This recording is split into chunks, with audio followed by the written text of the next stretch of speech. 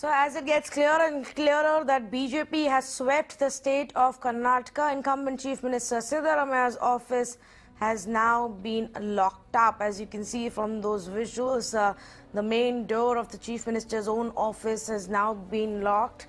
Clearly, Siddaramaiah will soon be stepping down, paving way for what looks like B.S. Yediyurappa to be the next Chief Minister. He himself was very confident. 2 days ago, he announced that he will be having his oath-taking ceremony, the swearing in about 2 days' time from counting day. It seems like that is what is going to happen. The Chief Minister's office may just go to Yediyurappa now. That is the latest picture we're getting to you. A lock on Chief Minister Siddaramaia's office. Let's go across to our reporters on ground and get you the latest. Apurva is joining us now. Massive celebrations, Apurva, when it comes to the BJP office from Karnataka to the national capital and the headquarters. Give us a sense of what's happening around you.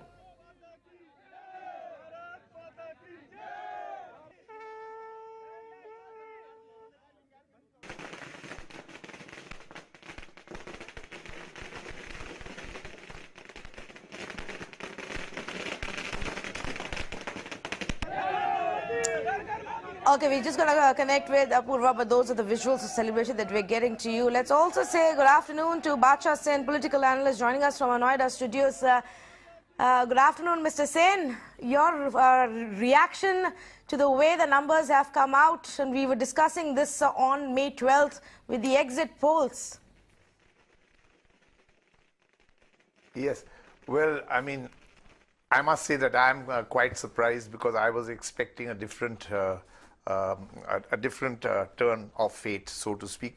I was actually under the impression that the Congress would would come back, which of course is difficult because it seems now that there is a anti-incumbency and there are various other factors.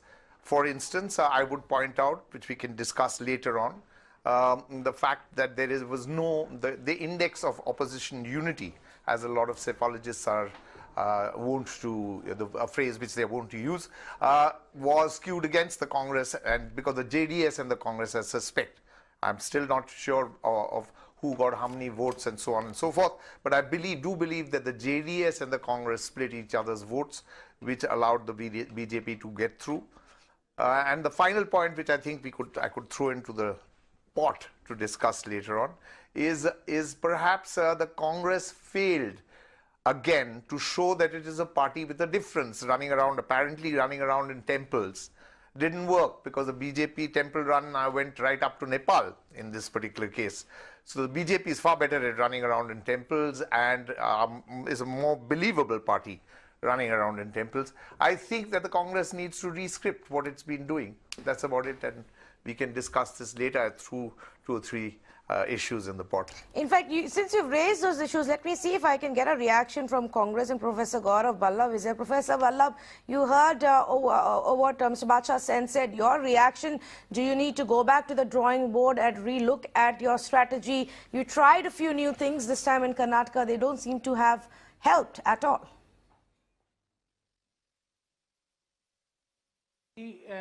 First and foremost, we accept the verdict of the people, and we congratulate to the parties and to the MLAs who won the election, and we hope that they are going to serve the people of Karnataka as what we had done.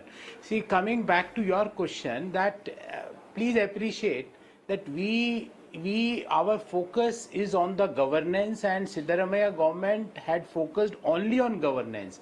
Going to your question that we had tried to bifurcate or nothing, people were talking, I was hearing in the first part of your program that Lingayat's card doesn't work. It is not a card for us. That was a long pending demand. We took that demand ahead, and we recommended to the central government. See, coming back to, you were saying that Congress will give a reason like the percentage votes were highest. See, if you will look like this, that we are able to do very well in the urban areas, especially in the Bangalore and the outer Bangalore, but we were not able to do as per our expectation in the Hyderabad, Karnataka, and then in the coastal Karnataka. We are definitely going to take this scenario into consideration, and we are going to fight again against the corruption, misrule, and misgovernance of the Modi government. That's what I can say. Well, I know you want to take some credit for what's happening in urban areas or Bengaluru, but you also have to keep in mind, Professor, that the turnout wasn't as impressive in the city of Bengaluru as it was in many other parts of Karnataka. And we had citizens sitting here and telling us on May 12th that it's also perhaps people are just very angry with the incumbent government, and they don't have much faith in the other options as well, and so they've just chosen to stay away from voting. But we're going to come to those points in just a bit. I want to go across to Aarti for some of the other reactions that have come in. Aarti, Mamata Banerjee has tweeted congratulating the winning party, but she also has something else to add to that.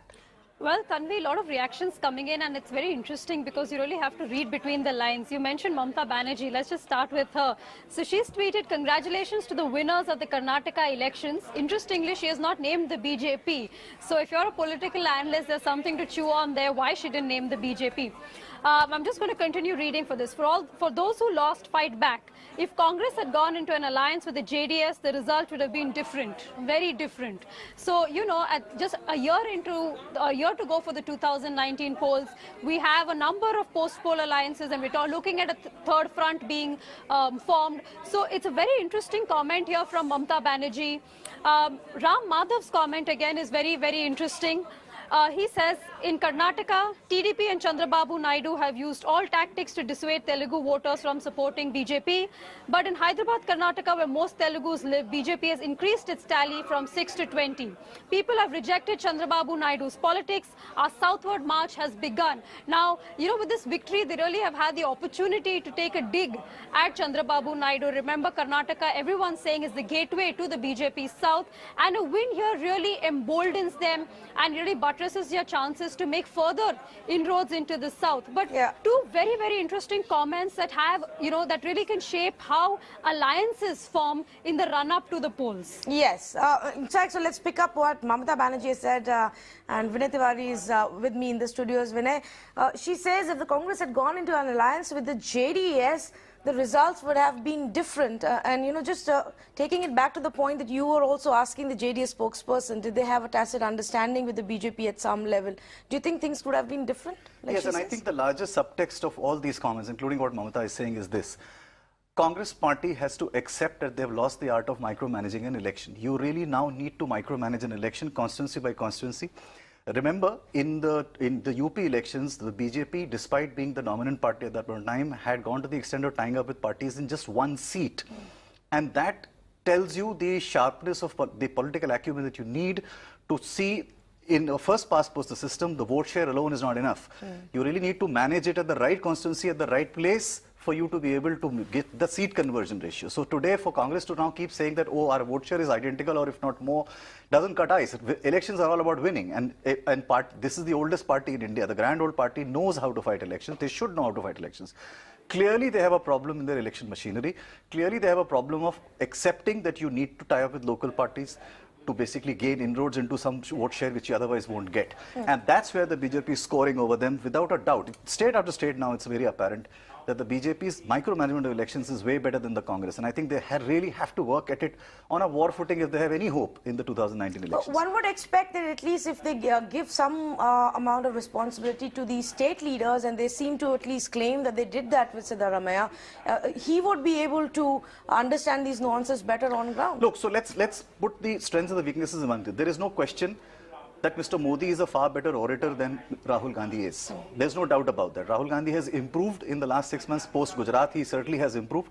But I don't think he is still anywhere close to the kind of oratory that Narendra Modi can do. The sway that Narendra Modi has in the younger voters, especially the first-time voters, is still intact. Even after 4 years of the government, that is still intact. Congress doesn't really have an answer to that. I don't think they've been able to give a compelling enough alternative to the young voter to go in their favor. That is point 2. Point 3. I think the cadre and the machinery that you need at the block level, at the mohalla level, is something that the Congress does not pay enough attention to it. The conversion happens when you are able to get each one of your supporters out to go and vote for you. It possibly is not happening, and that's where the presence of the RSS makes a lot of difference. Remember, in Congress, the only cadre-based organization used to be the Seva Dal at one point of time. The Seva Dal is a completely defunct organization. It doesn't really even exist today. Compared to that, you have an RSS which is extremely active. They are present everywhere. They are aggressive, and they're very committed to the cause of driving the Congress out. And there is a uniting, binding factor that cadre has in driving the opposition out, in driving the Congress party out. And I think that's where the biggest handicap comes. The fourth and the last point is, Congress has understood that social media plays a lot of role, but I don't think they've understood that social media alone is not going to get you the stuff. I mean, where the social media strategy has worked well for them, but that's only a plus factor. You still need the worker, you still need the block level person to go out and carry out a sustained campaign, and I think they're still learning that. They still haven't figured that out completely, and the result is here to show. As you rightly said, Siddaramaiah was actually a strong Satrap leader who was backed by the High Command this time, and yet they lost. Professor Vallabh, would you want to weigh in on that, on what is being said here about the Congress party? See, Tanvi, we went to the electorate or masses with our development agenda, and we were very confident. I'm saying that entire party was very confident because we had done. We gave the employment. The biggest employment generator was Karnataka. The schemes of the government was one of the example setters. So, but we lost the election. We are accepting that. That's another thing. But what your experts are saying, I agree with few of those points, because they are saying that now the conversion ratio, that how you convert your votes into the number of seats, I think that is an issue which we have to look into whenever we are going to brainstorm on this. But I agree with some of the points, and definitely Congress is a movement and we are a grand old party. We are always open for new ideas, new learnings, and we accept that we lost the election, and we wish the new government all the best, and we hope that Yeddi and Reddy brothers will not do the same corruption what they had done in the past, and they will try to give the same governance to the Kannada people what Siddaramaiah government had done. Mr. Bacha Sen, what worked for BJP? Let's talk a little bit about that. How much would you say it's about what Yedurappa, bringing Yedurappa on board and his strength, and to the point that many others are saying that with Prime Minister Modi coming in the last minute and even increasing the number of rallies that he did and going literally across the length and breadth of Karnataka, has that further helped the BJP? The Yedurappa factor is a slightly difficult one to answer, because the point is, yes, he is a mass leader. Yes, he does have a strong ground support, but so does Siddaramaiah. And the point is, I'm still not sure whether the BJP will actually keep him as chief minister. I mean, there is this whole thing about Yeddi and Reddy's and corruption. So I still don't know whether the BJP will retain him. Probably will. But I do believe that the last burst that Prime Minister Modi did was really very useful to the BJP. He kind of swept right through the state, and I presume his mesmeric qualities as a speaker stood the BJP in good stead as far as attracting the voters were concerned. And then finally, of course, what Vinay was saying, on the ground, right through the election, unseen, unnoticed, was the large number of RSS cadre who were going probably from door to door, day after day, trying and exactly doing what they're supposed to do, converting vote share into seats. That I did not think the Congress has the strength to do it. It needs to build its strength up again at the grassroots level. Yep. Let's play out some more reactions. We've got... Small point. Tanvi, a small point. Yes, go ahead, please. Tanvi, a small point can I make? See, had we not have able to convert this, how come we got 38% vote? and the highest vote percentage. I am not saying that this is something which for which we are feeling happy. So they don't say that we are not able to convert. How, if we are not able to convert, we are right now, as per the Election Commission website, 12-10 data I am giving you, as per the number of votes are concerned, we are the biggest party. But leave that for aside for a minute, and coming to your second point, that coming to the mass leader and coming to the development agenda of Mr. Modi, I am asking, although this is not the right platform, I am asking, is there any scheme which Mr. Modi had promised and he had converted that promise into reality? Any one scheme? But that's okay. We accept the verdict, and we will go again. We will fight again against the misrule and misgovernance and Jumla governance of the Modi government. Okay, few reactions coming in. We've got Kailash Vijayvargiya and MOS Vijay Goel responding to this victory. Karnataka की जीत बहुत बड़ी जीत है और इससे एक देश की राजनीति में भी थोड़ी सी नई शुरुआत होगी, नया बहस प्रारंभ होगी कि 19 में मोदी जी का मुकाबला कौन करे। कांग्रेस में भी एक नया मंथन प्रारंभ होगा कि राहुल जी के नेतृत्व में लगातार जो हार हो रही है, तो राहुल जी के नेतृत्व की आवश्यकता है या नहीं है।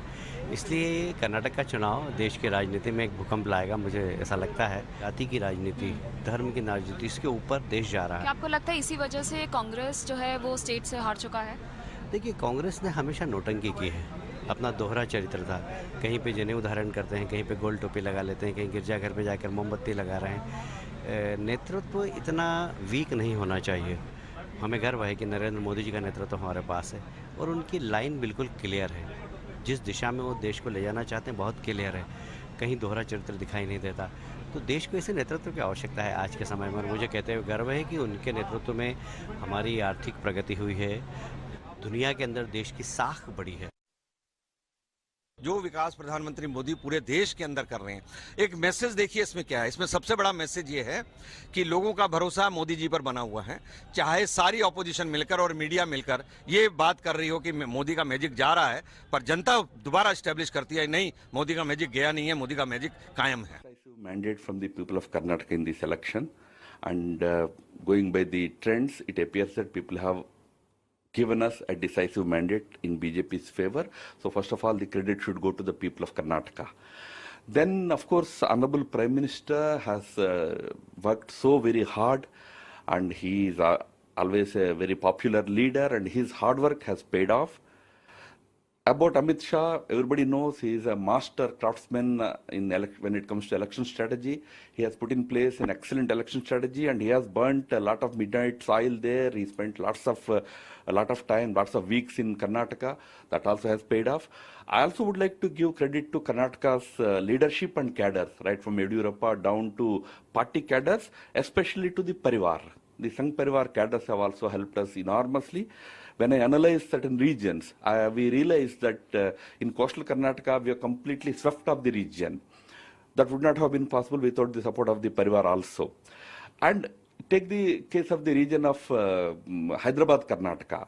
Telugu Desam party in Andhra Pradesh and the Chief Minister Chandrababu Naidu have used all ethical and unethical means to influence Telugu voters to vote against BJP.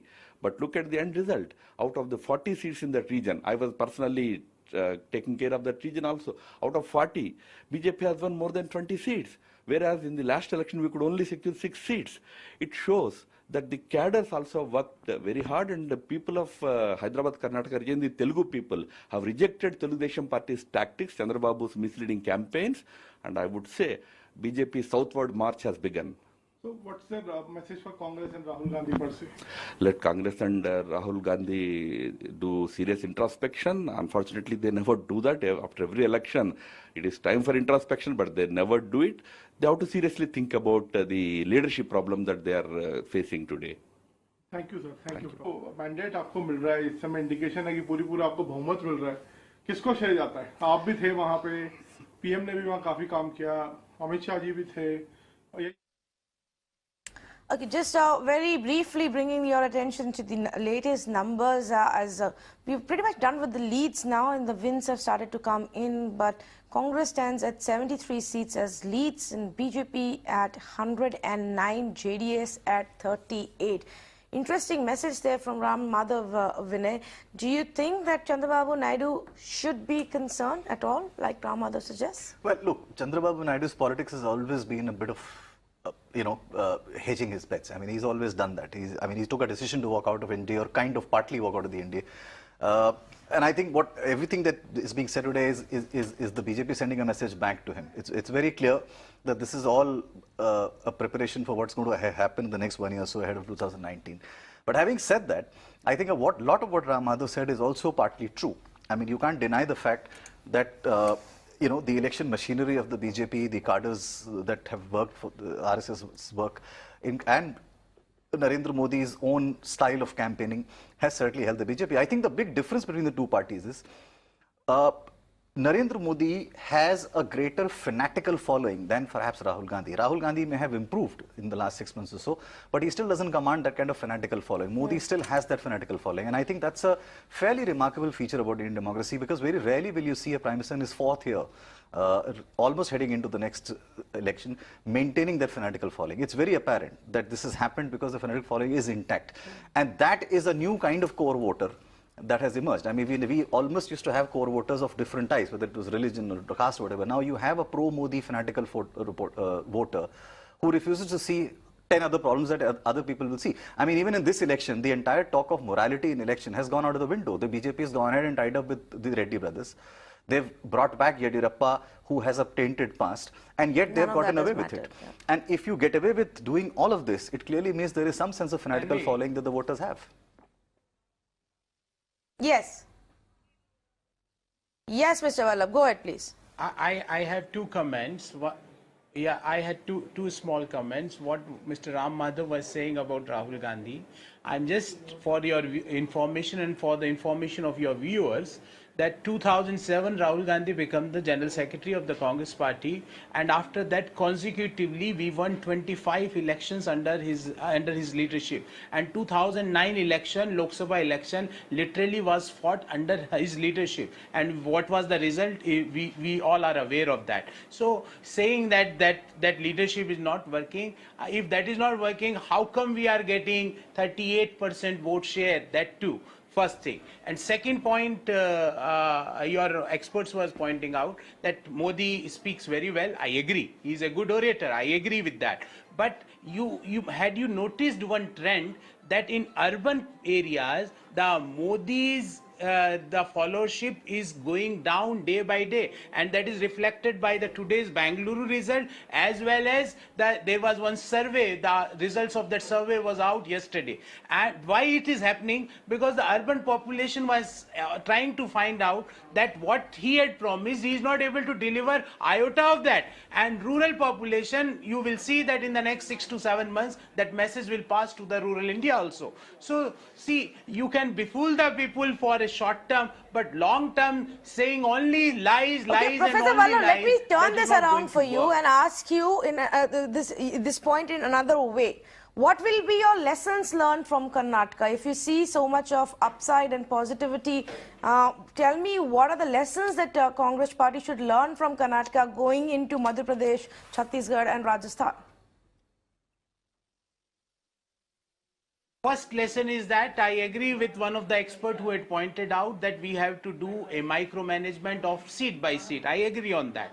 And we have to find out that how the vote percentage can be translated into the number of seats winning percentage. That is what is the biggest learning, and I am very much hopeful, and we are going to do that at the party level. We are going to work on seat by seat, and how we can win that seat, we are going to have a detailed agenda on that. So that is the major learning for us. Otherwise, we will follow the development agenda. We will not have any hate speeches. We are not going to have any personalized attack. We will go with our development model, what we had done in Karnataka. But but little bit micromanagement we have to do, which I think When you say development result model percentage or seat by seat. Be careful, because that's usually what that's been BJP's mantra for a while now, this development model, and then people may have difficulty differentiating between the two. But the point that you made about vote share, and you've made it repeatedly. That is the problem.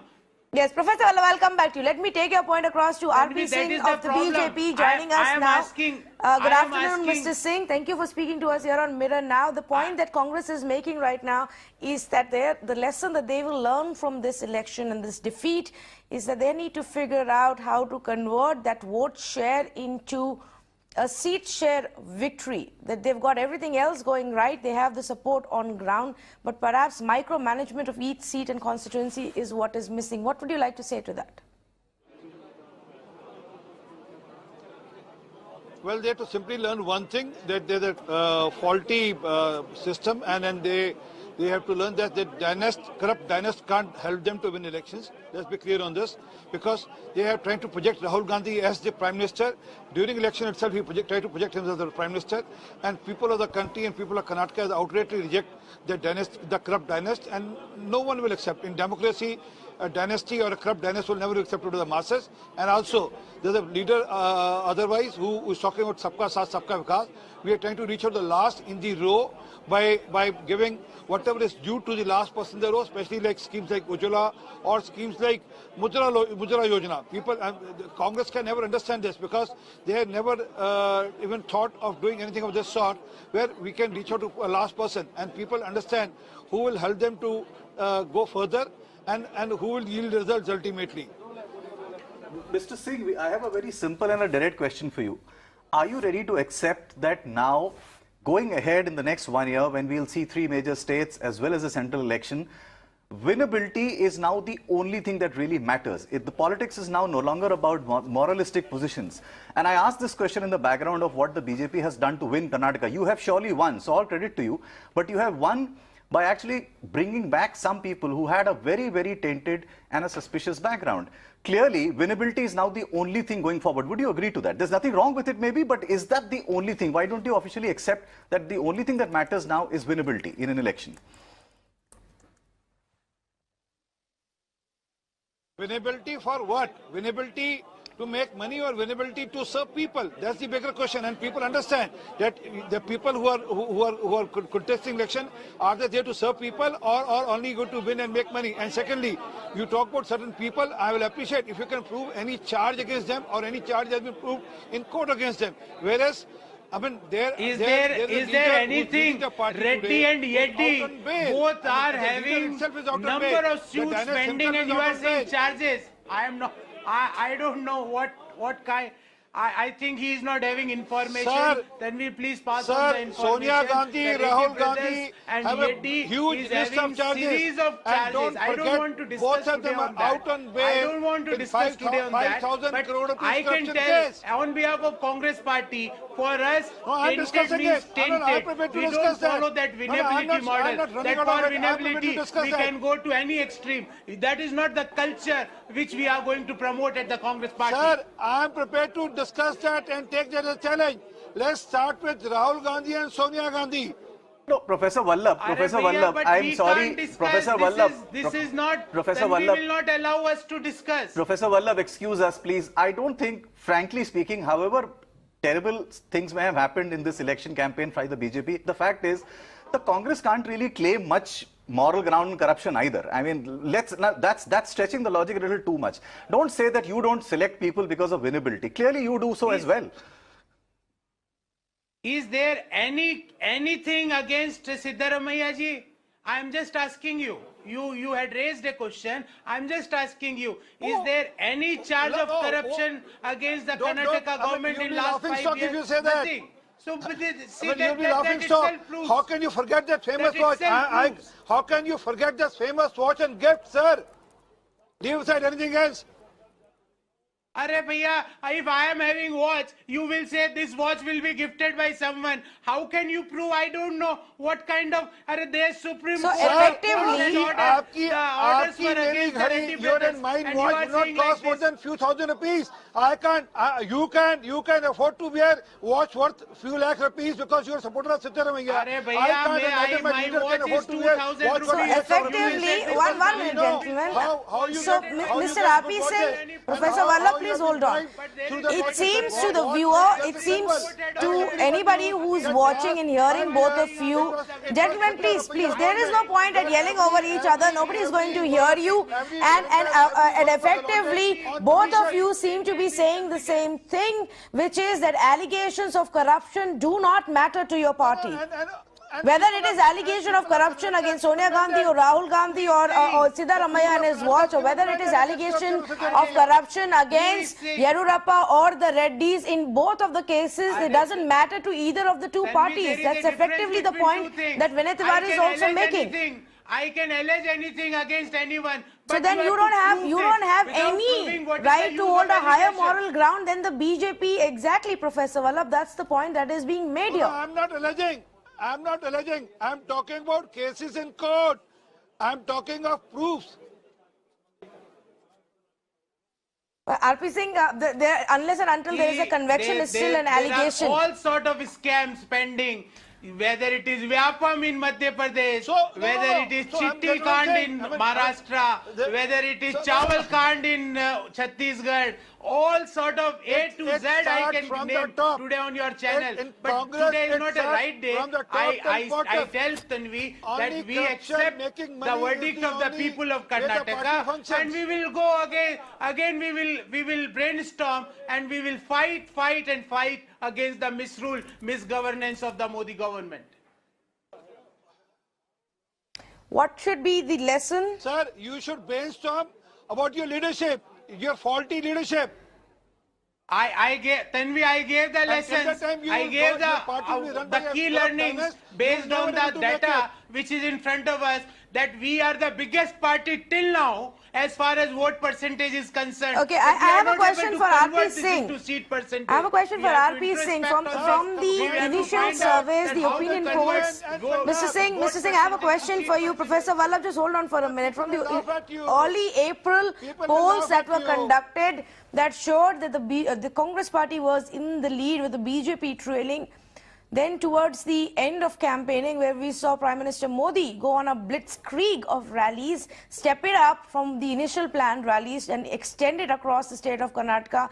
Mr. R.P. Singh, do you think that is what helped to convert those last few votes and seats into the numbers that you're seeing today? Because there has been a significant difference from the initial opinion polls to a 1 month and a half later to the results today.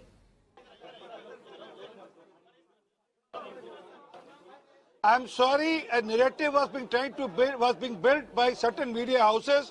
I'm not naming the person, but I know one of the editors who was going from various places to places, and I'm saying, one of the leading, not your channel, but other channel, he was going from various restaurants, various outlets, various fish markets, and saying, no, there's a wave, there's an undercurrent, and all that. No, I'm talking about actual surveys that were done on ground on an average. R.P. Singh, if you look on an average, the opinion polls that were done in the month of April did keep Congress ahead of the BJP. Even in the exit polls, it was pretty much a divided between the polls that gave a lead to the BJP and those that gave, or at least put you both on the same platform. So I'm asking you, if you've gained in the last 1 month, would you attribute that to the Prime Minister?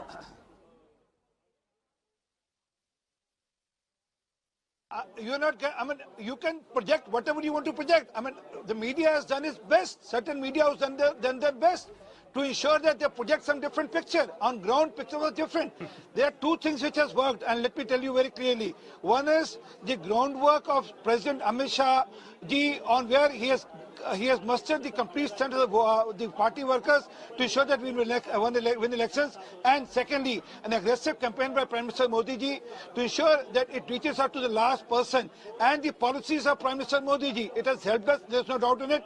But all that, what was being shown, what was being projected by various media houses as some exit poll, some surveys, some opinion polls, I mean, they were being proved wrong. I mean, I'm shocked. I should not say that. A very senior editor, very senior associate, one of the senior editors of the mainline channel, but the way have they gone ahead and projecting BJP and that they are not going to win. What will they do? I mean, and is a 2019 is a midterm for 2019 and all that. I mean, that does not help. Try to understand. Pulse on ground is much more different than what you can assess sitting in studios or what your opinion polls can assess, because when we go on ground, our work on ground, go from polling booth to polling booth, go from person to person, and our is the only party which has a cadre-based system, and no other party has a cadre-based system. Sure. And whatever we can project, whatever we can tell, none of you can even think about it. Okay. Professor Valla, would you want to respond to that the BJP was always going to win this, that the Congress never stood a chance? No, see Tanvi, right now making these type of tall claims is that because they won, so they can make these type of tall things. But I can tell you that people of Karnataka had really liked the governance provided to them by the Congress government. So where do you think the tide turned against the Congress party? And that is the reason. But I'm giving the reason to you. See that in rural areas, rural Karnataka, we were not able to perform what we had anticipated. I am agreeing. And the way my fellow colleagues are laughing, it's okay. We are losing, he is laughing, he is proud of that. I don't want to blame him. That is his culture. But I am telling you, I am accepting the verdict. And still, please don't laugh. If he is laughing also, he is disturbing also. If he is going to become so arrogant, then the same Yeddi Reddy corruption government he will provide. Please listen carefully and patiently. That still we got the highest percentage of vote share. Please respect us. We still had 74 seats. Please respect us. Please try to have a patience to listen. Otherwise, you are not following or obeying or not giving any honor to the verdict of the people. See what went wrong, that in rural Karnataka, we were not able to perform what we had anticipated. And we are going to introspect on this. What is the basic reason right now which comes to my mind is that in urban areas, people had realized the lies, misrule and misgovernance of the Modi government, and in the rural area, in the next 6 to 7 months, they will realize and the entire swing will move towards the Congress party. And second thing, at the micromanagement level, I had accepted in the earlier part of our program that we are going to take some lessons, some learnings, and how to make seat by seat calculation, how to do micromanagement. We are going to do that in the next elections where we are going to contest. But our agenda is very simple: for the people and on the development agenda. We will again go to the I just want to quickly also summarize region-wise, based on the leads, how have both the parties fared, because Professor Vallabh also raised that issue. In central Karnataka, BJP has clearly swept through. They have leads over 23 seats, while Congress has over 10 seats. In coastal Karnataka, again, the gap is even bigger than that. BJP has 17 leads, Congress has only 2 leads. Greater Bengaluru is where the gap has narrowed. Still, BJP is in the lead with 15 leads and Congress with 11. JDS has 4 over there. Hyderabad, Karnataka is pretty much neck and neck even now between the BJP and the Congress. Mumbai, Karnataka, BJP is far ahead with 30 leads and Congress is at the half level of that. And Mysuru, of course, the bigger lead has gone to JDS of about 30 seats in Congress, then at 16 and BJP at 8. Mr. Bachasen, you've been hearing what both of our political representatives have said. Any comments? Well, I think that the two of them were shouting at each other but tending to say the same thing. I don't know why they were arguing at cross purposes. I understand that the Congress, the Congress has realized that at the ground level in the rural areas they hadn't made enough of an impact. Now, this is one point which the Congress is lacking in all over India. I have yet to see in 4 years, as an opposition party, even though small with 44 seats in the Lok Sabha, I have yet to see one campaign, one major campaign run by the Congress which has put the ruling BJP on the mat. They pop up here and there, they do something and then they disappear. And so there is nothing that the Congress has done on the price situation. There's nothing the Congress has done on the high fuel prices. There's nothing the Congress has done about rape, pillage and murder that is going on. The point is the Congress still thinks it's a ruling party with 44 seats in the Lok Sabha. It is actually doesn't know how to be an opposition party. The BJP gained its muscle and strength fighting the Congress rule at the center, and this is something that the Congress has failed to cash in on. I mean, whatever the Congress spokesman is saying, misrule and so on and so forth, I didn't see a single thing that the Congress was doing to highlight this misrule. Yes, I actually tend to agree with you on that one. Can I react? Okay, 30 seconds to you, Professor Vallabh, and then we have some news coming in, so I have to go across to our reporters. Yes, go ahead, please. See, what your experts are saying, just a simple one-liner, that if what you are saying is true, how come in all by-elections BJP is losing? How come in rural Rajasthan in the 2 months before we won 2 by-elections of Lok Sabha? And for your information, after we are 48 right now, so it doesn't matter much. But I'm saying that how come we are winning elections after election whenever there is a by-election across the country? So some points I agree, and we are going to introspect and brainstorm. But saying that we are not making any opposition, okay, I don't agree on that point. Okay.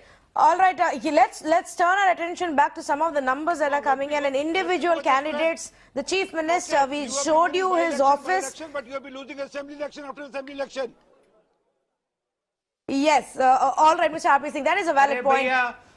Congress is finding solace in some smaller individual victories. These are the live visuals that we are getting from outside Chief Minister Siddaramaia's house. So what is the plan now, sir? Are you seeking support from JDS? I don't know. That's all our high command will decide. I don't know anything about it. Yeah. So what is the high command communicate, sir? All this Ghulam Nabi Azad is here. No, I have not met them. I'm going to meet them. Yeah. You meet them. Okay.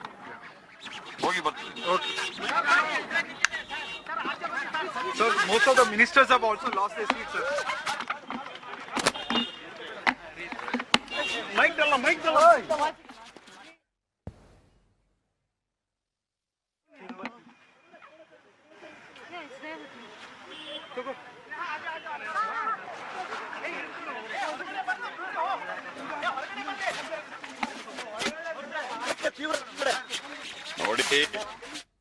Okay, Siddaramaiah, they're clearly not in a mood to talk. Sounding extremely grumpy right now, and justifiably so. He himself is facing a big defeat in Chamundeshwari, where G.T. Devegowda seems to be leading by a huge margin. So in Badami, where Chief Minister Siddaramaiah is still managing to hold on to some kind of a lead, Chamundeshwari is just becoming more and more embarrassing. We're going to try and go across to one of our reporters as well to get you the latest on ground as far as that is concerned.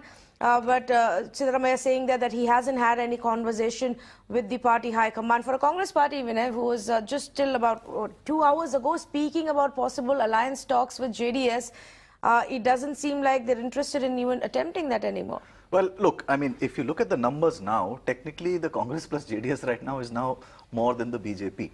So I don't know, I mean, whether they're still doing it or not, whether they still believe or they've just gotten demoralized enough to see the size of the scale of the defeat or whatever. So, I mean, I don't know, frankly. And I think Siddaramaiah probably gave a slightly brusque answer also, because he knows that his game is over. I mean, even if there was to be an alliance, there is no way that he will be the CM candidate in any case. If there was a hypothetical possibility of a JDS-Congress alliance, it's Mallikarjun Kharge. And Kharge has already been talking. I mean, he's already come out and spoken. Ashok Gehlot has already spoken. So clearly his personal game is over. And I mean, you must also understand that his response was also pretty upset because it was his campaign, it was his poll, it was his ticket distribution. This election campaign happened entirely on Siddaramaya's personal bidding, and that in a Congress party was in itself a huge departure. I mean, you saw less of the High Command and more of Siddaramaya. But you know, you rightly pointed out, and I just want to highlight and take our viewers' attention to the numbers one more time because they seem to be changing. And BJP now stands at 106. Congress at 70 and JDS at 41. Yeah, it's just become 109. So there's a bit of volatility so there. Yeah.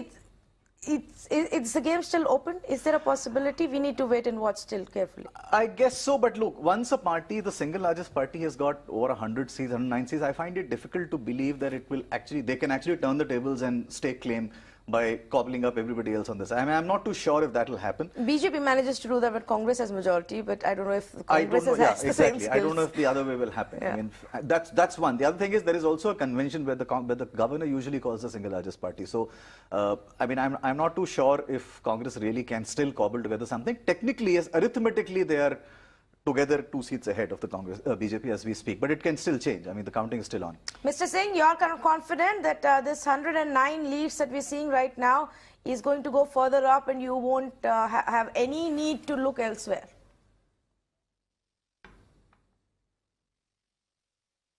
See, as of now, it's clear that we will form the government on our own, but yes, politics is a game of possibilities. I mean, and everything can happen in politics. I mean, I'm not denying anything what will happen in future.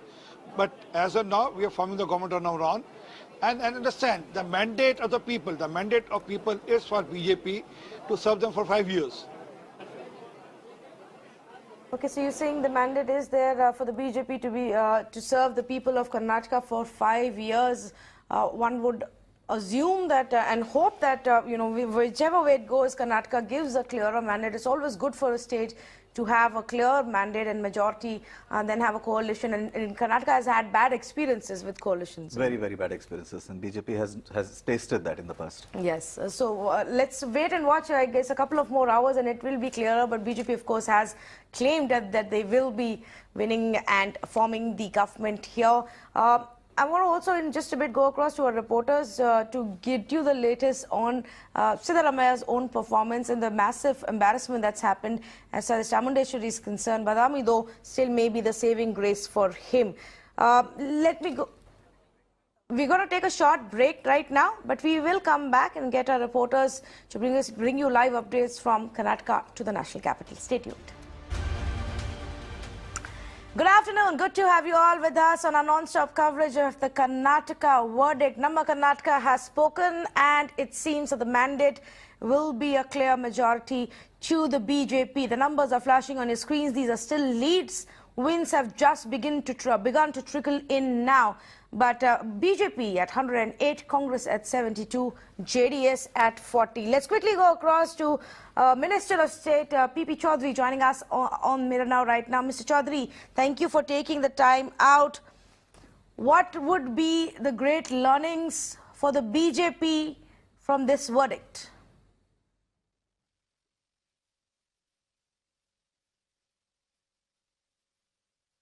Mr. Chaudhary, can you hear us? Okay, I think we seem to have lost that connection and we're just going to go back to him in just a bit.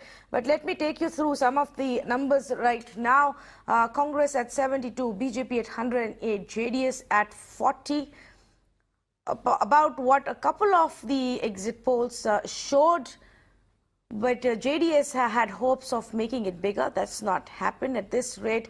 Perhaps the BJP won't even need JDS at all. We've also got M.K. Venu of The Wire joining us right now. Vinay Tiwari continues to stay with me in the studios. Mr. Bacha Sen, also political analyst, continues to stay with us, joining us from our Noida studios. Let me go across to M.K. Venu and ask him his view of the results that have come out. Mr. Venu, where do you think the tide turned, if it all did, or was BJP always in the running to win this election?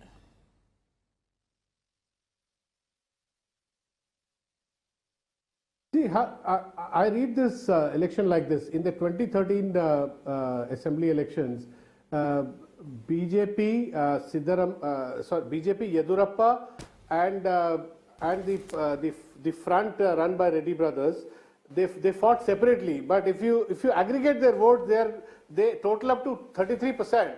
And with some anti-incumbency working at Siddaramaiah, and if these three came together, so 33 they already had, it became 36.5. So to me it seems very logical. The anti-incumbency against Siddaramaiah worked, and some of the I think social engineering which Siddaramaiah was trying to work on did not succeed. And I saw Mr. Veerappa Moily, who's a Mr. Venu, I apologize. I'll have to interrupt you there because we had Mr. P.P. Chaudhary with us twice earlier and we couldn't go across to him. So I'm just going to try my luck with him for the third time. Mr. Chaudhary, can you hear us?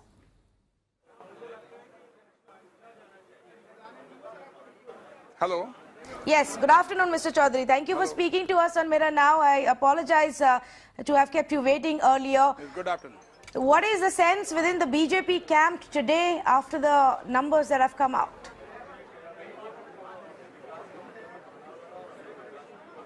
Hello. Yes, Mr. Chaudhary, can you give us a sense of what's happening within the BJP camp? What's the mood like after the numbers that have come out?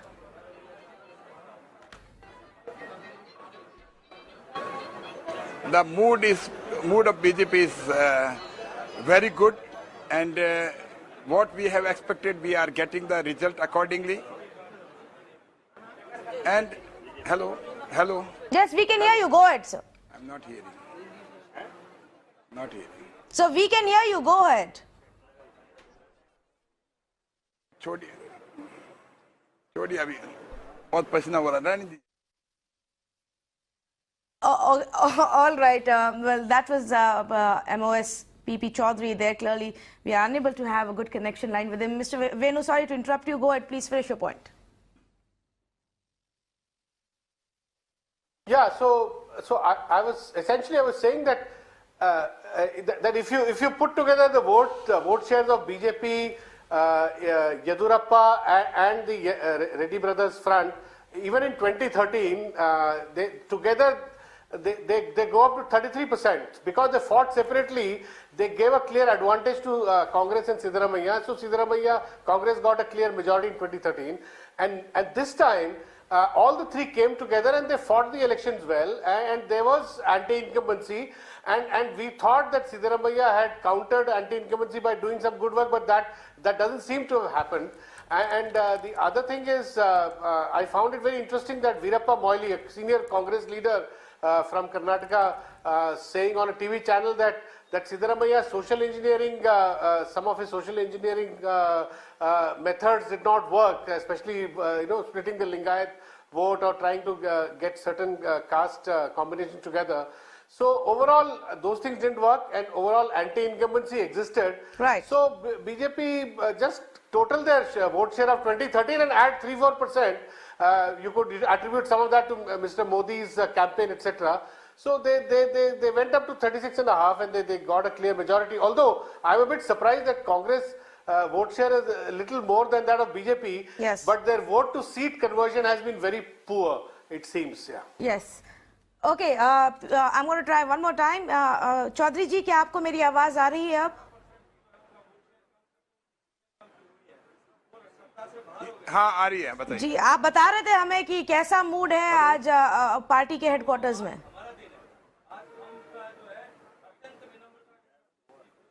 Party का mood बहुत अच्छा है और whatever we were expected we are getting। और BJP का आप देखिए, जो ये क्रेडिट जाता है वो हेलो जी बोलिए, सुनाई दे रहा है हमें। हेलो, आवाज आ रही है सर?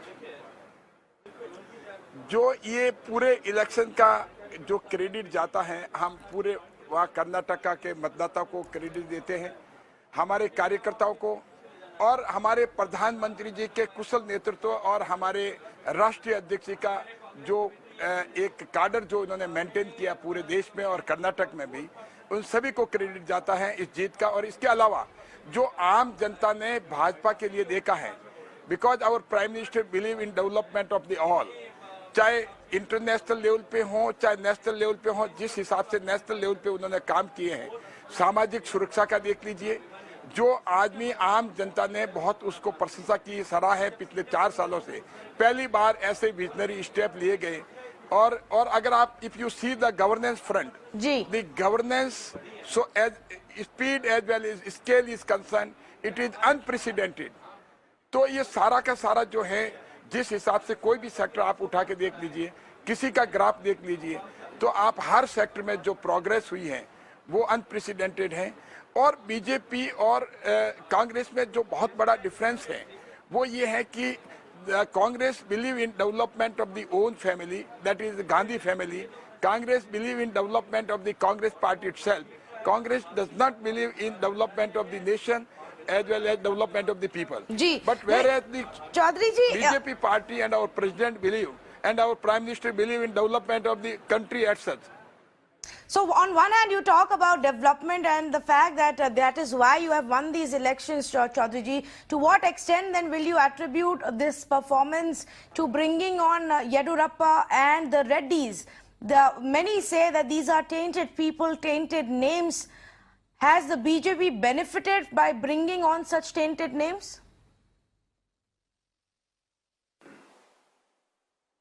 Hello, pardon me? क्या येडुरप्पा जी और रेड्डीज जो टेंटेड नाम है उनको भी लाने से फायदा हुआ है बीजेपी को? आप एक तरफ तो प्राइम मिनिस्टर मोदी के डेवलपमेंट एजेंडा की बात कर रहे हैं, पर दूसरी तरफ ऐसे कैंडिडेट्स और ऐसे फेसेस को लाया गया था कर्नाटका में लड़ाई करने के लिए। देखिए, सभी पार्टी के, चाहे येदुरप्पा जी हो चाहे कोई भी हो, हमारे पार्टी के वो सभी ने मिलकर करके ये काम किया है और सभी का जो है उनका रोल अच्छा रहा है और यही वजह है कि हमें बड़ी अच्छा बहुमत मिल रहा है। इससे क्या पार्टी को सीख मिलेगी आगे? मध्य प्रदेश और राजस्थान का अब क्या प्लान है, कुछ बता सकते हैं आप?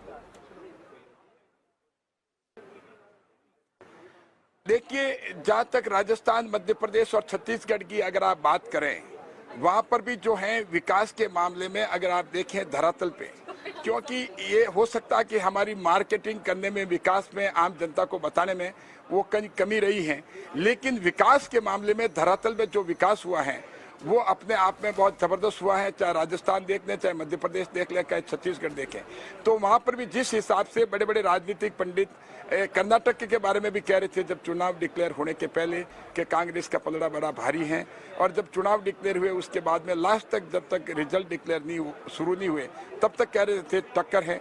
लेकिन अब ये महसूस हो रहा है, इसी तर्ज पे अगर मैं यह बता दूं, राजस्थान में जिस हिसाब से हमने पहले बहुमत हासिल किया, अब की बार भी बहुमत हासिल करेंगे। All right, PP Chaudhary, शुक्रिया, धन्यवाद हमसे बात करने के लिए. Thank you for speaking to us here on Mirror. Now let me also go across and introduce our other guests joining us for this hour of conversation. Mr. N. Ram, senior journalist, joining us from Chennai. I've also got Vaibhav Aggarwal of the BJP and Tom Varakan, national spokesperson for the Congress party. Mr. Varakan, I'm going to come to you first. If you were able to hear what PP Chaudhary was saying, your response to him and also to the results that have come out today. Well, I don't want to go into details of what Mr. Chaudhary was saying. He was saying that there's development on all fronts. That's not the ground reality. But on a day like this, when they have got the numbers, I don't want to sound as if grapes are sour. But let me tell you very strange things. I think you raised this question where they have showcased the Reddy brothers. They have showcased a chief minister who's been in jail, for, the aspirant, and with showcasing of such people, and still the issue is that they have got the seats. Though despite that, we have the percentage of votes which is higher than the Bharatiya Janata Party.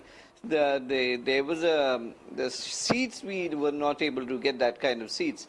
But yes, let me tell you, it is not so honky-dory as people imagine, because there is this perception management art and skill which the Bharatiya Janata Party has developed. Let me give it to them. And there they project aspirations of the people, and they cash on it. We are not able to catch on this kind of aspirational game which the Bharatiya Janata Party plans it out, and you find people believing in them, and then finally when no delivery takes place, questions are raised. People of India are waking up. It may take time, but the reality is we are showing them the mirror, but they don't seem to be catching the image, the actual image of the Bharatiya Janata Party. But I'm trying to tell you one thing, there has been no delivery at the ground level, unemployment. But yes, today is their day, let them celebrate it. But point is, people of Karnataka have not woken up yet. And when they wake up, then the issue will be different. And that's all that I have to say at this juncture, because there will be a lot of countering me on this issue, but the reality continues to be the same. And we maintain that there's been no delivery in the last 4 years that they have been in power. Mr. Ram, would you agree that the Congress has got its messaging all wrong, and that seems to be the essential problem now? I think on the basis of what we know, it's hard to say that. It's been so close in terms of vote share. Still don't clearly it's going to be the single largest part by far, and possibly get the majority or not. But the vote share is very. I think a number of factors that looked at, including Prime Minister. Mr. Ram, I'm sorry, I'm just interrupting you there because we have a very bad audio line with you and we're unable to catch half the words you're saying. That we're just going to quickly fix that and come back to you. But let me take this point across to M.K. Venu and ask him if he agrees that it's largely about the messaging. And also the other aspect that many people have raised, Mr. Venu, that vote share isn't that different. In fact, Congress seems to have got a higher vote share as things stand right now. So where is it then changing?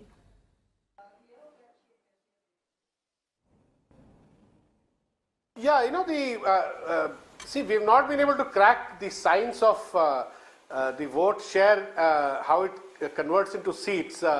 It's only with the benefit of hindsight that you learn that on a higher vote share, the Congress has got such low number of seats. So one argument could be, you could argue, for instance, in the UP 2014, Mayawati got 19% vote share and got no seats.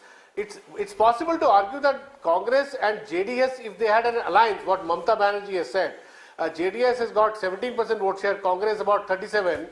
Together, they make up more than 50%. If they had fought in an alliance and done sheet sharing, then they would have been in a much stronger position. So it's very clear that that BJP it exploited some anti-incumbency against Siddaramaiah was there, although he claimed that he had delivered, because even in rural Karnataka, BJP has got a fair number of votes. So in northern Karnataka also, what you call Hyderabad, Karnataka, the Reddy brothers have really helped revive their vote share, and that has got added to BJP. So BJP's vote share to seat conversion has been way more efficient than that of Congress. So I don't know how to. Some psephologists will have to sit and see how this panned out, how this worked out.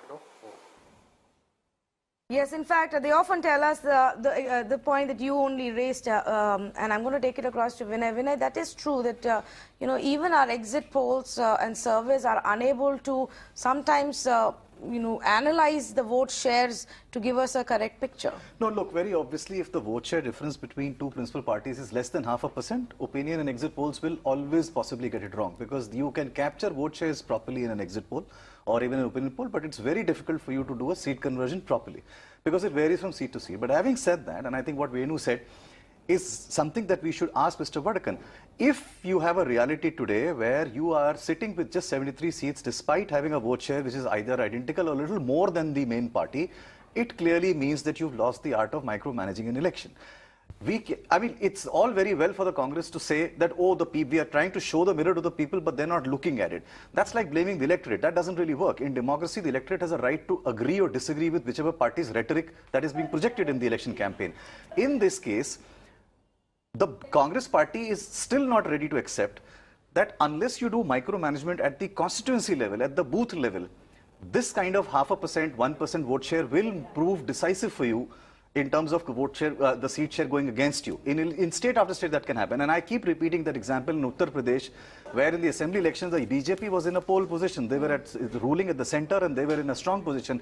And yet, they went and tied up with parties who probably had influences 1 seat or 2 seats because they realized that's the difference between sweeping a state and perhaps getting 10 seats less.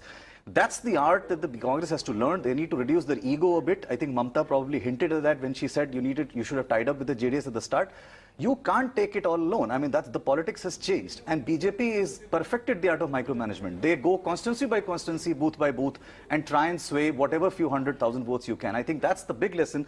And I would want Mr. Vadakan to respond to this, that they accept this as a failure, that they cannot micromanage a seat. Mr. Vadakan, would you want to respond to that? And that's Vinay Tiwari, they're making that point too. Yeah, I accept it because we will have to go back to the drawing board and understand the theoretical part of it. And yes, it is an important lesson we have to learn because this is essentially about the kind of management, but then there are very many things that we can't practice and preach what the Bharatiya Janata Party does. I mean, this is not a question of ego, essentially. There is a question of A team or a B team, of who, what, one really doesn't know in this game plan. So one has to treat this way very cautiously, because entering into these areas would also, the game plan is full of all sort of traps and counter traps. One has to be careful. It's easier said after the event that you could have done this and you could have done that. I accept the fact that yes, we have to go to the drawing board, examine it constituency by constituency, and I am sure our leadership will go into that exercise. But Congress Party was very quick to start sending signals and feelers to JDS this morning and over the weekend as the pictures and numbers became clearer. That's the larger point that is being made. Could you have done this earlier and perhaps had a different result today? Well, I as a spokesman cannot, I'm not authorized to speak on the inside stories of what is happening, who's met whom, and what are the issues that went into all this. But let me tell you one thing, there is a problem because flexibility and money and all played an important role. So let's not go into it, and then to bring it out in public domain would not be correct. Yes, every party has practical problems regarding these issues. Who was financing whom, and there was an element of reliability. It's easier said when the seats don't come, okay, if you're aligned with A or B situation, it is like Barkis is willing. Yes, you're willing, but the other side should also be willing. So there are many issues, counter issues, and what are the games behind all this needs to be examined. Yes, I'm admitting that we will go back to the drawing board and examine things much more closely to ensure that future such things don't happen. I think we've got a news briefing by KJ George that's about to begin now. Let's see if we can cut across to that and listen into what he has to say. All the result comes, then we will all sit, our high command and our party leaders will sit and we will analyze what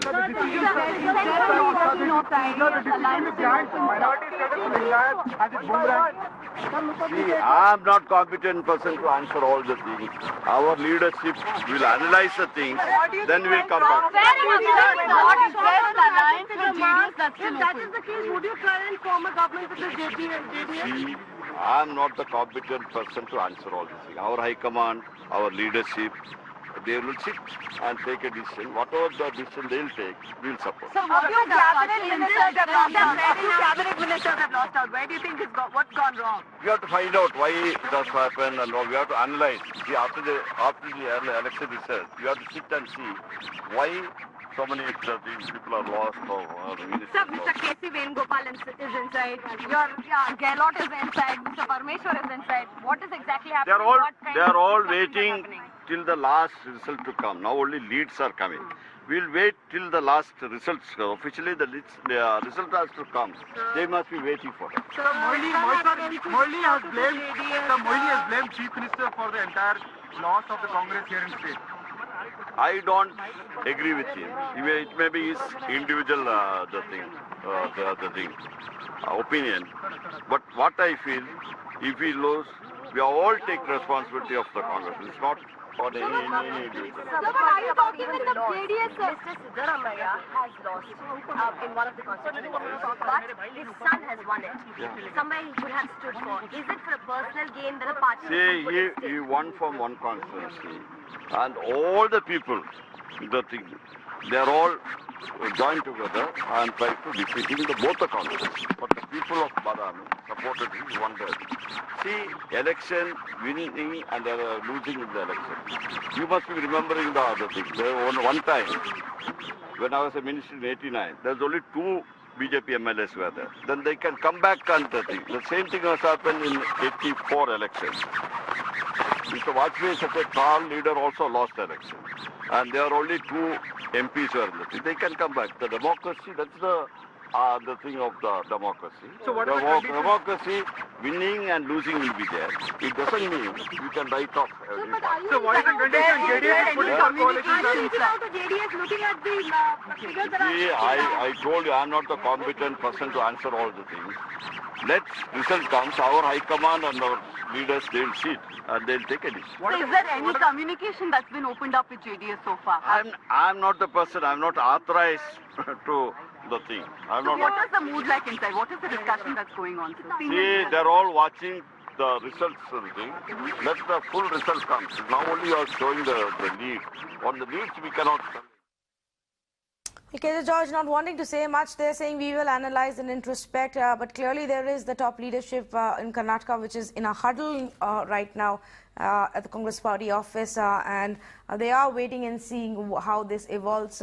Earlier in the day, about a couple of hours earlier, they had very clearly come out and said that they will look at a possible alliance with JDS. Of course, that was before all the leads had come in and BJP had extended the gap and increase that gap. Let's go across to some of our guests, and Mr. Ram is back with us. Mr. Ram, sorry we couldn't hear you the last time.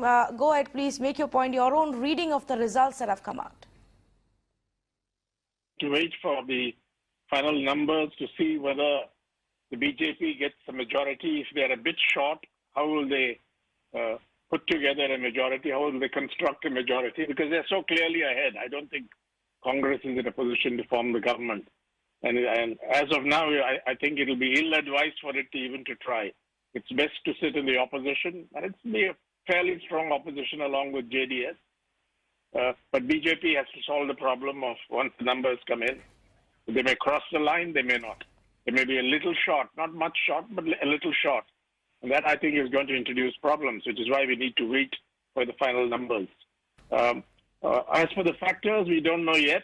I don't think it can just be messaging. That's a part of it. It's the Modi campaigning in that, in that whirlwind way. It's Yadurappa's pull. It's the Reddy brothers and their resources. Very controversial. But I think the Congress has put up a fight, and the vote share shows that despite whatever anti-incumbency there was, to some extent the Chief Minister and others countered that. So that's how it looks right now. But you have to dig deeper to find the result. But I do not believe it is just a case of failed messaging. Okay, in fact, let me take that across to Vaibhav Aggarwal of the BJP also and get his comments in. Vaibhav, we had you with us in the morning as well. You were confident then. Clearly, it looks like Yadurappa will be the Chief Minister of Karnataka.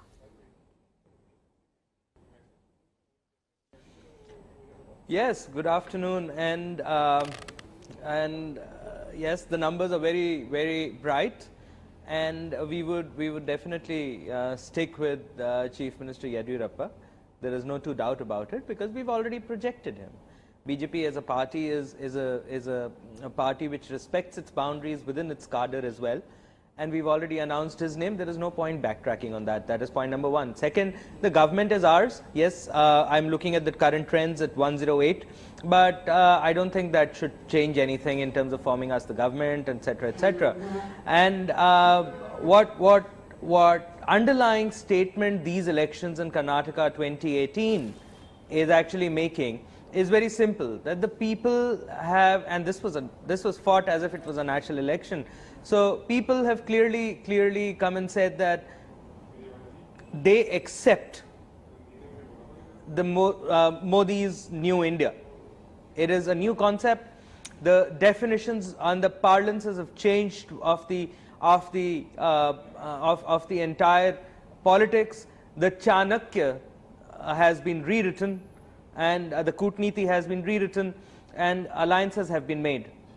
And I think this is a very big statement in terms of understanding that anyone who does not want to be a part of the new India, who does not want to believe in the new concept of the Chanakya's Kutniti and the Rajniti, which has been now turned into a Rajyaka Niti, will not survive through this whirlwind of the Bharatiya Janata Party. It'll become impossible.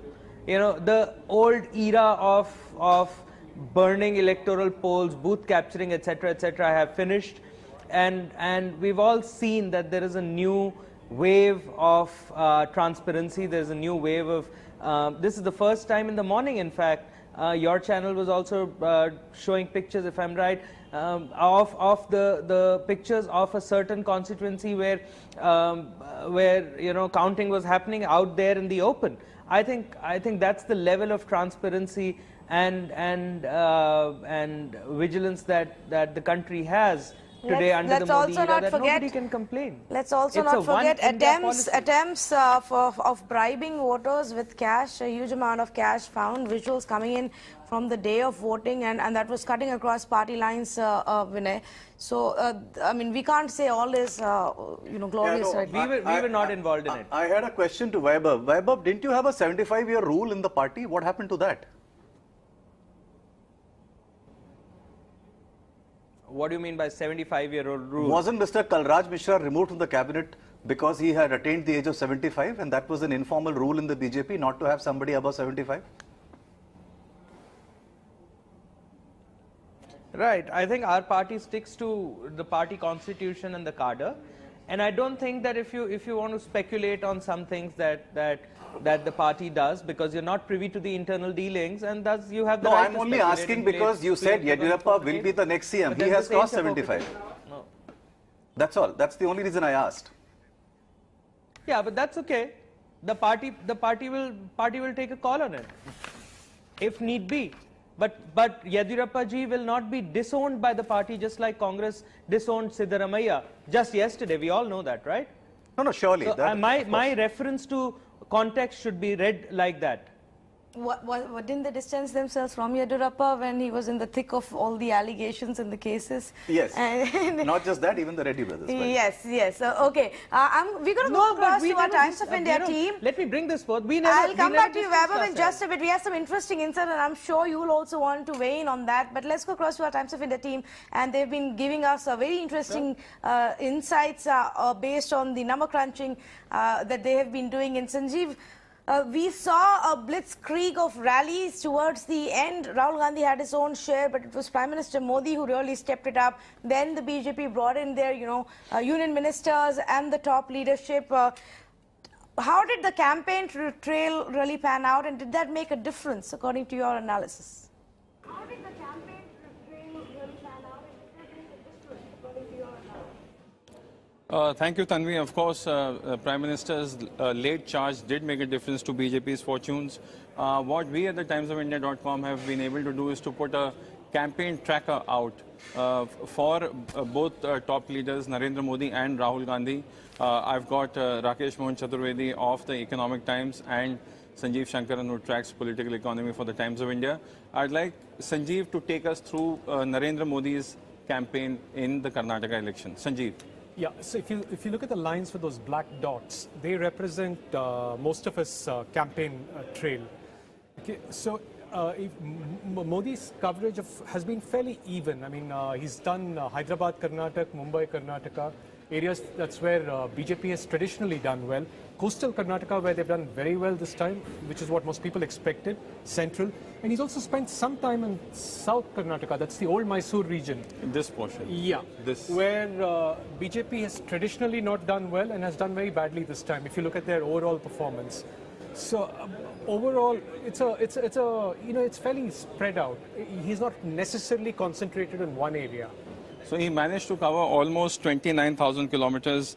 Let's see what Rahul Gandhi did. So Rahul Gandhi campaign, of course, more extensive than Narendra Modi's campaign. And Sanjeev, the areas that he covered, any interesting feature here? Yeah, while he's covered this pretty much the same areas, Hyderabad, Karnataka and Mumbai, Karnataka, what struck me is the amount of time he spent in coastal Karnataka, where in terms of electoral dividends, in terms of seats, Congress has just failed. They did fairly well in 2013, but remember 2013 BJP was a split party, it was not a united BJP. But they have not done too badly as, in the morning we thought they'd done very badly in Hyderabad, Karnataka and Mumbai, Karnataka, but now as the leads come in the afternoon, they seem to have kind of held on to something over there. Okay. And he has not spent much time in old Mysore region, though probably a little on the Kolar side, but not much in the old Mysore region. Okay, so let's shift focus to the numbers that we have, and BJP seems to be ahead as of now. These are the numbers that we got. But what's interesting is that I'd like to bring Rakesh into the conversation. This is about Chamundeshwari. Now, this is a seat that falls in the old Mysuru region, and if you look at the numbers here for polling, BJP actually, it's not about so much about the JDS and the Congress, but the BJP that has just polled about 11,762 votes. Rakesh, your opinion on why BJP is polled so less here? So if you look at the old Mysuru figures, compare the 2013 figures with the 2018 figures, BJP had got 8% votes in 2013. It has got only 3% vote this time. So it does, show that BJP has probably transferred its votes to JDS. Okay. So there was this tactical understanding, and BJP being a cadre-based party, it's not very difficult for them to have done that. This obviously was aimed at harming the Congress. Okay, so Sanjeev, bringing you in, he said that the vote share of BJP has gone down drastically in this region. They had polled 8% in 2013, and this time it's only about 3%. But in 2013, there was no Yediyurappa, there was no Sri Ramalu. Then, despite them being back in the party, why are they still polling less figures here? The polling, the numbers suggest that the allegation that there was a tactical understanding between BJP and Janata Dal is probably right. I mean, it's a very plausible theory now, looking at the numbers, because there were two reasons. BJP is not that strong in terms of its ability to win seats in old Mysuru region, which is the biggest region as far as the assembly goes, 61 of the 224 seats. Janata Dal is a stronger party. Now, by keeping the Congress out there, as in not letting the Congress win enough seats, it increases BJP's probability of forming a government. That is why we think that when BJP has done so well as a united party in other parts of the state, to do so badly in old Mysuru, which runs counter to what their performance is in the rest of the state. Yeah. Rakesh, quickly, your take on this sort of tacit understanding. Who would you give the credit to? Would it be Narendra Modi's appeal, or is it Amit Shah's calculations? No, it would be Amit Shah's calculation, because he is the organization, he has the organization, and he is the one who decided the strategy. So basically, BJP used to get only about, say, 5% votes in the south, and it made sense for it to weaken the Congress there by supporting JDS. And that seems to have happened if you look at the figures. That is the impression one gets. So it was all aimed at not just BJP getting seats in other parts of Karnataka. It was also aimed at cutting the Congress votes. Thank you so much, Rakesh and Sanjeev. So, Tanvi, there you see that, a careful a strategy by the BJP to ensure that Congress does not get more seats, even though JDS may have gained more. That's what the understanding has come, because the vote share has fallen drastically in the old Mysuru region, and you see a correlation with the number of seats going up for the JDS in that region. Thanks so much, and that's a very interesting insight that you guys have brought to us. We've been, on and off referring to this alleged tacit understanding. Let me take that data and analysis across to our panelists and ask them about it. Vaibhav Aggarwal, I don't know if you were able to hear that, but here is the point. Look at the performance in Old Mysuru. Was it intentional that the kind of candidates who were put up to kind of give JDS more space to win there and keep Congress out? Thanks for asking that. A lot of people are calling that a tacit understanding. But I would deny all and any rumors that are floating around that we have a so-called tacit understanding. Now, yes, we've not done that well in the Old Mysuru region, thanks to our team from Times of India, that they've been able to do some number crunching. Yes, we've lost about 5% of vote share, very true. More data would come in by the evening, but it doesn't look too good. So we need to go and do some understanding of the Old Mysuru region furthermore and do some more work there to gain back our share and then top on it, then get a positive on it. But no, there was absolutely no intentional support provided to any other party but to the BJP candidates for the seats of wearing. And I think my compliments to JDS at this point that they've been able to do well. I feel that JDS shouldn't have been able to do well because they've been out for too long. And Congress had the resources, Congress had the strategy. They have brilliant minds like Rahul Gandhi leading it from the front. And I think they should have done well, but they haven't done well. Because let me take that point across to Tom Vadakan as well. I think they're not able to realize the new. Yes, Mr. Vadakan, where do you stand on this entire theory? These are not rumors. We are actually pulling out some data, analyzing that, and then putting across this question to our experts and political representatives also. If not a tacit understanding, was it just Amit Shah's own calculation and some kind of social engineering that they kind of allowed or let JDS take the lead to keep the Congress out? Or did they just do badly?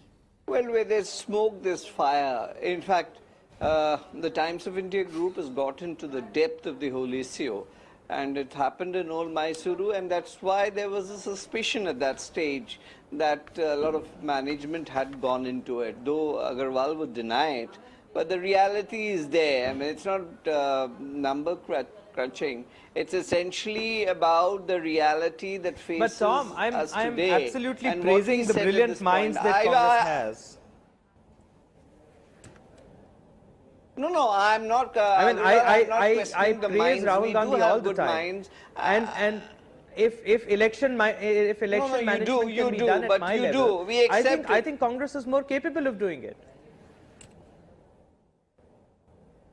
No, I'm not saying you're not capable. You just talked about Chanakya Niti and other things. Yes, it is practical, but I'm saying perception management, you're too damn good. But the question is delivery, my friend. Ultimately, elections are just a facade to ensure that you win. But please, for God's sake, deliver. The people of Karnataka are waiting. For 4 years, the people of India have been waiting. And on to the question of delivery, it's not happened. This is India we are talking about. We are not talking about any foreign land. We want the basics, jobs not available, economy in bad shape. But then you are winning. I mean, I accept that the fact that you are winning. But the point here is you need to deliver to, because our country is about poor people. It's about those people who are looking forward to get something. No, these are things. Whether you are in power or some other person is in power, the issue is delivery. And if that happens, good wishes to you. But if that doesn't happen and it continues that way, then there is a huge question mark on the methodology adopted to get their Mr. Vadakan, in response to what Vaibhav said, your answer was if there is smoke, there has to be fire. So I'll use the same analogy of smoke and fire and ask you another question. Why did the STPI stay out of the election race in coastal Karnataka? Is that smoke and fire? Why did who? The SDPI, the political front of the PFI. See, everything there is fire absolutely on that, because is that smoke and fire? Because Congress had a joint press conference with PFI supported SDPI. Can I answer that question? Yes, sir. Please. Everything that appears is not essentially what you imagine. The Congress has categorically denied any connection with that organization or its network. You would be surprised that former Chief Minister Umman Chandi was scheduled to speak in Malabar, not Malabar, in this Mangalore region. And for some strange reason, he was not allowed. Mr. Chennithala was supposed to speak there. Now, why and how, who is managing what, I don't know. But we will go to we'll go back to the board, have a closer look at it. But I can deny it outright. This is not smoke and fire. There is no evidence to establish any link. But yet, this perception management that's been going on for quite some time is at the game again. Okay, I'm just going to quickly go across to our other panelists at this point and ask them, and Mr. M.K. Venu first, and then to Enram and Bacha Sen. What do you think should be the takeaway message from this performance, especially for the Congress party, as we now look towards Madhya Pradesh, Rajasthan and Chhattisgarh? Mr. Venu, first to you.